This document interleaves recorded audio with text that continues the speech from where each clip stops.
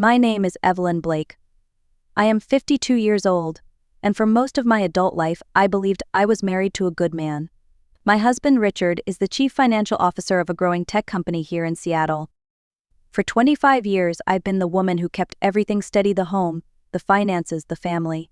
Richard has always been the ambitious one, the man who worked late, who brought home the stories about board meetings and investment rounds I only half understood. That Thursday morning began like any other. Richard rushed out before sunrise, mumbling something about a breakfast meeting with the CEO. I watched him button his cufflinks, kiss my cheek and say, "Don't wait up tonight, okay? It'll be a long day." It was a sentence I'd heard so many times I could almost say it with him. By noon I decided to do something I hadn't done in years: bring him lunch. I thought maybe he'd smile seeing me at his office door with his favorite Latin turkey sandwich. I wanted to remind him that behind all his numbers and deadlines, there was still someone who cared. When I walked into the glass building that housed his company, the lobby smelled faintly of coffee and new carpet. A young man at the security desk looked up as I approached. "Good afternoon," I said. "I'm here to see Richard Blake." He smiled politely, then frowned as he checked his list. "I'm sorry, Mom, but Mr. Blake just left with his wife." I blinked, sure I'd misheard. "Excuse me." He turned the screen toward me. "Mr. Blake and Mrs. Blake checked out about 10 minutes ago. They're probably heading to the restaurant across the street." For a moment, I couldn't feel my hands. My heart pounded so loudly I was sure he could hear it. I forced a smile and said, My mistake. I must be a little behind." Then I walked back to my car, holding the coffee and sandwich that suddenly felt absurdly heavy. Sitting behind the wheel, I stared at the building's reflective glass. There she was, whoever she was, the wife who had walked out with my husband. I didn't cry, not then. I just sat there in the stillness thinking. People imagine heartbreak as an explosion, something loud and chaotic, but mine came quietly, like the sound of a lock turning on a door I thought was open. I drove home without drinking the coffee, without eating the sandwich, already knowing something inside me had shifted forever. That night I couldn't sleep. Richard came home late, as usual, smelling faintly of cologne that wasn't his. When I asked how his day had gone, he smiled, kissed my forehead and said, "Busy but good." Then he disappeared into his office, claiming he had a few last emails to send. I stood in the doorway, watching his reflection in the dark window. He looked calm, too calm for a man who'd supposedly been in meetings since sunrise. The next morning, while he showered, I picked up his suit jacket to hang it neatly. That's when I noticed a folded receipt in the inner pocket. It was from a restaurant downtown, the Harbor Suits, and dated 3 nights earlier. The bill showed dinner for 2, a bottle of wine, and dessert. No mention of a business client, no third entry, just 2. I remembered that night clearly. He had called to say he was working late at the office, crunching numbers for the quarterly report. I placed the receipt back exactly where I found it. I wasn't ready for a confrontation, not yet. I wanted to be certain. Over the next few weeks I started noticing patterns, tiny cracks in the story of our marriage that had once seemed solid. His phone always face down, his laptop always locked, business trips that conveniently extended into weekends. I began keeping a small notebook in my purse, jotting down dates, times, places. It wasn't about revenge at first, it was about understanding. I needed to know when my marriage had ended, and whether I'd missed the signs or simply chosen not to see them. One night, when he was working late, I opened his briefcase. Inside, tucked between spreadsheets and contracts, was a small key with a metal tag that read Apt 204, Lakeview Towers. My heart thudded in my chest as I turned it over in my hand. We didn't own any property other than our home. There was no reason for Richard to have an apartment key. The following Saturday I drove to Lakeview Towers, a sleek high-rise overlooking the water. The front desk clerk barely looked up as I walked past. My palms were sweating, but I held my head high. I wanted to see with my own eyes what kind of life my husband was living when he wasn't pretending to live with me. As I pulled into the parking garage, a silver Lexus drove past, Richard's Lexus. I ducked behind a pillar just in time to see him step out of the car. He was wearing jeans and a casual blazer, the kind of outfit he used to wear on our date nights. Then she appeared, a younger woman, maybe 30, with long brown hair and the kind of confident smile that comes from believing you've already won. She kissed him on the cheek and handed him a grocery bag. They looked like any couple heading home from shopping. I waited until they went inside before following. It turned smoothly. Inside, the space smelled faintly of his cologne and something floral. The living room was tidy, modern, and unmistakably lived in. On the coffee table sat 2 wine glasses, a half-burned candle, and a framed photo of Richard and the woman laughing together on a beach. My first instinct was disbelief. Maybe this was some misunderstanding, a client, a project, something innocent. But then I saw the second photo, the one that erased every trace of denial. It was Richard holding her from behind, both of them smiling, and her left hand rested over his chest, where a wedding ring should have been but wasn't. I stood there in the silence, feeling my world tilt. This wasn't a one-time mistake. This was a secret life built on my trust and his lies. I closed the door quietly behind me and walked away, the key still warm in my hand. I didn't cry, not yet. I had work to do. When I got home that evening, I went straight to the bathroom and washed my hands, as if I could rinse away what I'd just seen. The apartment, the photos, the laughter, they looped in my head like a film I couldn't turn off. For hours I sat at the kitchen table, staring at nothing. Then, slowly, the numbness gave way to clarity. I needed to know everything. The next morning, while Richard was out meeting clients, I drove back to that apartment. I didn't hesitate this time. The building was quiet, the hallway carpet soft under my shoes. Apartment 204 opened easily again. Inside, daylight poured through the tall windows, revealing details I hadn't noticed before. There were 2 coffee mugs in the sink, a woman's scarf draped across the chair, and a stack of mail on the counter, all addressed to Richard Blake. He hadn't just been visiting, he lived here. I walked through each room, taking quiet inventory. There were clothes hanging neatly in the closet, his suits beside her dresses. His cologne stood next to her perfume. The bathroom had 2 toothbrushes, side by side like a punchline I didn't find funny. Every corner of that place was a monument to his double life. On the dresser sat a small leather folder. I opened it, expecting to find bank statements or work papers. Instead, I found something far worse. It was a draft of divorce papers, my name typed neatly at the top. The words "irreconcilable differences" glared back at me. In the attached notes, I read phrases like emotional withdrawal and financial incompatibility. Richard's handwriting filled the margins, strategizing how to make me look like the cold, distant spouse. My hands trembled as I read. For years, I'd been the one paying bills, managing our home, supporting his career. I'd built a life around this man, and now I was reading the blueprint of how he intended to dismantle it. Then, at the bottom of the folder, another document caught my eye, a business proposal with both Richards and the woman's names printed across the top. Richard Blake, Sophie Turner. Expansion Plan 2025. My stomach turned. Sophie wasn't just his affair, she was his new partner in every sense. They were merging lives, careers, and futures, all while I was being quietly written out of my own story. I looked around that apartment one last time. The photos, the dishes, the life that was supposed to be mine but wasn't. Then I did what Richard would never expect. I began taking photos, every detail, every document, every lie made tangible. By the time I locked the door behind me, I wasn't just a wife who'd been betrayed. I was an accountant again, a woman who understood that evidence was power, and I had just gathered enough to change everything. That night, Richard came home whistling. I watched him from across the kitchen island as he poured himself a glass of wine, scrolling through his phone. "You okay?" he asked when he finally noticed me staring. "I'm fine," I said softly, and I meant it in a strange way. For the first time in weeks, I felt steady. The shock had passed, now there was only focus. Over the next several days, I became 2 different people. By day, I was still the attentive wife who packed his lunch, smiled at his stories, and pretended not to notice when he worked late. But by night, I was building a quiet case, documenting transfers, printing emails, gathering receipts. I knew he'd been moving funds between our joint account and a private one under his name, disguised as business reimbursements. I tracked every dollar. On Thursday, I made an appointment with our old attorney, Daniel Myers. He had helped us with our estate planning years ago, and he still greeted me with the same gentle professionalism. When I placed the folder of documents on his desk, he flipped through the pages slowly, his eyes narrowing. "Evelyn," he said finally, "this isn't just an affair. It's financial misconduct. He's been using marital assets to support another household." I nodded. "And he's preparing to file for divorce first, hoping to make it look like I drove him away." Daniel leaned back, folding his hands. "Then we'll make sure he never gets the chance." You're going to take control of the narrative before he does. For the next week, we worked quietly. I opened a new bank account in my name, secured all our important documents, and moved my personal valuables into a safety deposit box.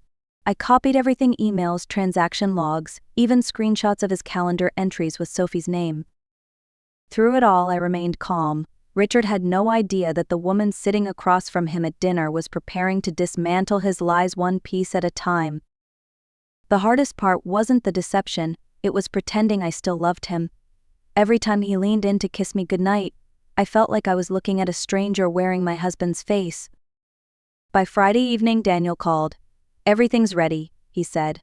"Once you're sure you're done pretending, we file Monday morning." I thanked him and hung up. Then I sat in the dark living room, staring at the framed photo of our wedding day. Two people smiling, full of hope, unaware of the distance time would carve between them. I whispered to that photo, not out of anger but out of closure, "You wanted a new life, Richard. You're about to get one." Saturday morning dawned quiet and gray, the kind of morning that made the whole city feel still. I woke early, brewed a pot of coffee, and laid out the folder on the kitchen table. Every page, every photograph, every receipt was neatly organized, a story of betrayal told in numbers and dates. When Richard came downstairs, he looked relaxed, humming as he adjusted his tie. "Morning," he said casually, reaching for his mug. "You're up early." I nodded toward the table. "You forgot something." He frowned, setting the mug down. "What's all this?" "Evidence," I said simply. "Of the apartment at Lakeview Towers. Of Sophie Turner. Of the money you've been transferring out of our joint account. Of the divorce papers you were planning to file." For a moment he just stared at me, the color draining from his face. Then came the performance, shaking his head, forcing a laugh, the practiced sincerity of a man who'd lied for a long time. "Evelyn, this isn't what you think, I can explain." I raised a hand. "Please don't. You've already explained enough with your actions." He opened his mouth again, then closed it when he saw my calm expression. That, more than anything, seemed to unsettle him. I wasn't angry. I wasn't shouting. I was finished. "I've already spoken to Daniel Myers," I continued. "We'll be filing for divorce Monday morning. You might want to prepare your lawyer." His shoulders slumped, the mask finally cracking. "You don't have to do this," he said quietly. "We can work something out." I looked at him, really looked, and saw not the man I'd married, but the man who'd chosen lies over love. "No, Richard," I said. "You've already worked everything out. I'm just finishing the math." Then I picked up the folder, walked past him, and left the room. Behind me, the silence was deafening. Monday came with a strange kind of calm. The city was waking up to another ordinary week, but for me, it was the beginning of the end of a lie. I met Daniel at his office just after 9. He slid the divorce petition across the desk, and I signed my name with steady hands. There was no shaking, no hesitation. My marriage had already ended long before the paperwork caught up. That afternoon, while Richard was at work, Daniel submitted the documents and served notice through the firm. The news reached him before dinner. I knew because he didn't come home that night. Instead, I received a short text: "I can't believe you'd do this to me." I almost laughed. The irony was exhausting. He had betrayed me for years, and now he was shocked that I'd stopped playing the quiet, loyal wife in his script. But the divorce filing was only half of it. There was something else, something bigger. Daniel had suggested we notify the company's board of directors about Richard's financial misconduct. He'd been funneling company funds into personal accounts, labeling them as executive bonuses. The same bonuses, I discovered, that paid for the apartment and Sophie's travel expenses. We drafted a formal report and sent it anonymously to the board chair, along with evidence from company records I'd copied from Richard's laptop. I didn't need to lie or exaggerate. The truth was enough. 2 days later, Richard's name started disappearing from company emails. Meetings were canceled. His assistant stopped answering calls. Then, a week later, it hit the Business News CFO under internal review for financial irregularities. I didn't gloat. I didn't post about it or tell friends. I simply watched the story unfold in silence. My revenge didn't need fireworks, it lived quietly in the truth. Richard showed up at the house one night, looking smaller than I'd ever seen him. His expensive suit was wrinkled, his voice rough. "You're destroying me," he said. I met his eyes. "No, Richard, you destroyed yourself. I just stopped cleaning up after you." For a long moment we stood there, the air thick with everything unspoken. Then he left, and I knew he wouldn't be back. Weeks later, the company announced his resignation. Sophie disappeared from the public eye soon after. I never raised my voice, never slammed a door, never sought to humiliate him. I simply let the truth breathe. And in the quiet that followed, something miraculous happened. I started breathing again, too. My revenge wasn't loud, it was dignified, and it was final. A year later, I woke to the soft sound of rain against the windows of my new apartment overlooking Lake Union.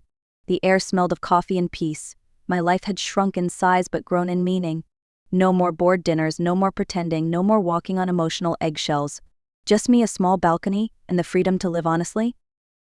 I started volunteering with a local nonprofit that helped women rebuild after divorce. It felt strange at first, sharing my story in front of strangers.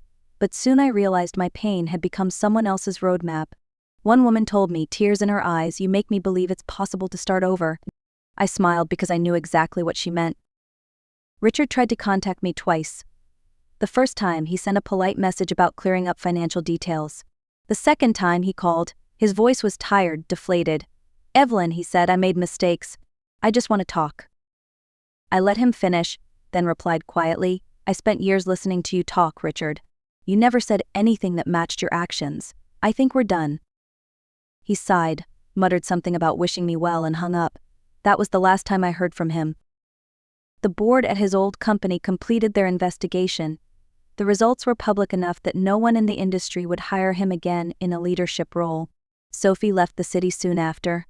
People whispered, but I didn't engage. Revenge had already done its work, it had restored balance.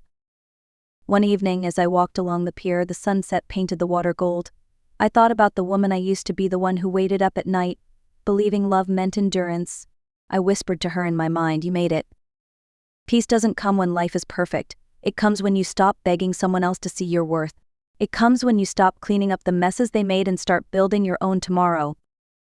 Now, my mornings are quiet but full. I read, I cook, I laugh again. There's no bitterness left, just understanding. Sometimes strength looks like silence, and victory looks like peace. If you've ever been betrayed, remember this: you don't need to destroy them to reclaim yourself. Just step back and let the truth finish what it started. If my story resonated with you, leave a comment, share it, or tell me where you're watching from. Your voice might be the light that helps someone else find their way out of the dark. It's been almost 2 years since that day in the lobby when a security guard told me my husband had already left with his wife. I sometimes replay that moment, not out of pain anymore, but out of gratitude, because that was the day I stopped living on autopilot. That was the day my real life began. People often ask me if I ever forgave Richard. The truth is, forgiveness came quietly, long after the anger faded. Not because he deserved it, but because I refused to carry him with me any longer.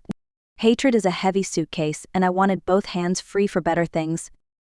There are still moments when I see couples holding hands in the street, and wonder if they truly see each other, or if one of them is already looking somewhere else. But then I remind myself that love isn't about control or sacrifice.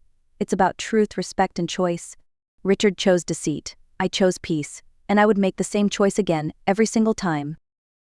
Life after betrayal isn't the same, but it can be better. I found joy in small things again: the smell of coffee in the morning, the sound of rain, the laughter of new friends who know me for who I am now, not who I was pretending to be. Sometimes I still pass by the building where his company used to be. The logo is gone, a new business moved in. The marble floors are polished, the lobby freshly painted. It's as if the past has been scrubbed clean, but I know what happened there. And strangely I smile, because even the most painful places can become reminders of how far you've come. If you're listening to this and you've ever felt the sting of betrayal, I want you to remember this: revenge doesn't have to be cruel. It can be calm, thoughtful, and rooted in dignity. The loudest victory is often the quietest one, walking away with your integrity intact while they stumble under the weight of their own lies. For me, revenge wasn't about destroying Richard's life, it was about reclaiming mine. I didn't need to ruin him. I only needed to stop allowing him to define me. And now, when I look in the mirror, I don't see the woman who was betrayed. I see the woman who survived, rebuilt, and refused to let bitterness win. This isn't the end of my story. It's the beginning of a life lived on my own terms. And if you're standing where I once stood, lost and afraid, believe me when I say, the day you decide to stop fighting for someone who never fought for you is the day you finally start fighting for yourself. Thank you for staying with me until the end of my story. If you've been through something similar, if you've ever had to rebuild after betrayal, know this: you're not broken, and you're not alone. What happened to you doesn't define you, what you choose to do next does. Sometimes life doesn't give us justice in the way we imagine, it gives us clarity instead. And with that clarity comes power, the power to walk away, to start over, to live freely without fear of being lied to again. I used to think revenge meant making someone else pay. Now I understand the real victory is peace, quiet, steady, unstoppable peace that grows when you finally let go. So if you're still hurting, take a deep breath, turn that pain into wisdom, not bitterness. The best way to win is to live beautifully and truthfully, no matter who tried to break you. If this story touched your heart, please like, share, and leave a comment telling me where you're watching from. And don't forget to subscribe to The Art of Revenge for more stories of strength, truth, and the courage to begin again. Because sometimes the sweetest revenge isn't what you do to them, it's who you become after.